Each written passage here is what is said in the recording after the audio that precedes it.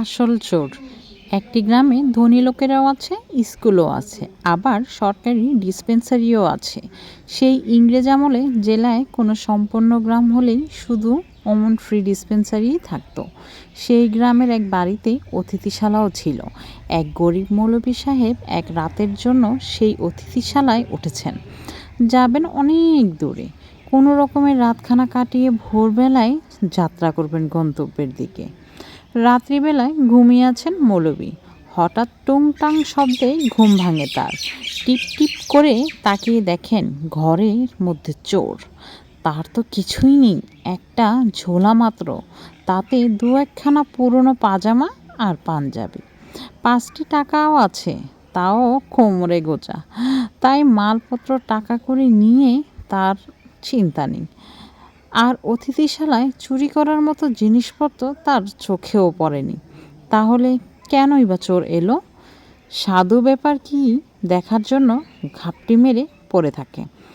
চোর আর কিছু না পেয়ে আলমারিতে রাখা নতুন চাদর আর তাতে পেঁচিয়ে রাতে খাবার খেয়ে ধুয়ে রেখে দেয়া বাসন, পিরিচ, কাপ নিয়ে চম্পট।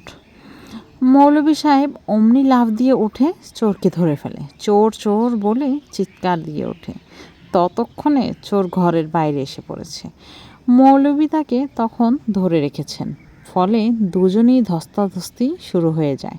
ইতিমধ্যে বাড়ির লোকজন, চাকর বাকররাও চলে আসে। এদের দেখে চোর বলে ওঠে, নাম ফাটায় মৌলভী। আসলে সে ছিচকে চোর। তা না হলে সামান্য বাসন প্লেট কাপড়ের লোভ সামলাতে পারে না। কিন্তু কর্তা পালাইতে দেয়নি। বাছাধনকে ধরে ফেলেছি। মহা হইচই কাণ্ড।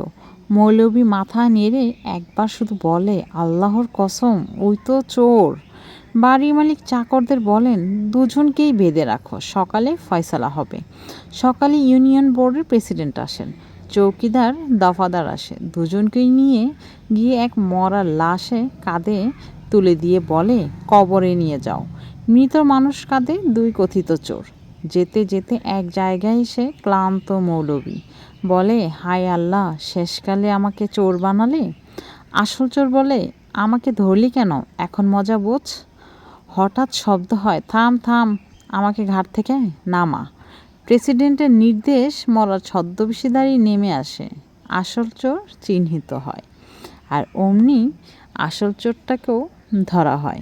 ধরে তাকে শাস্তি দেওয়া হয়। আমাদের বাস্তব জীবনেও কিন্তু এমন অহরহ ঘটনা আছে। চুরি না করেও কিন্তু চোর সাব্যস্ত হতে হয়। কি বলেন?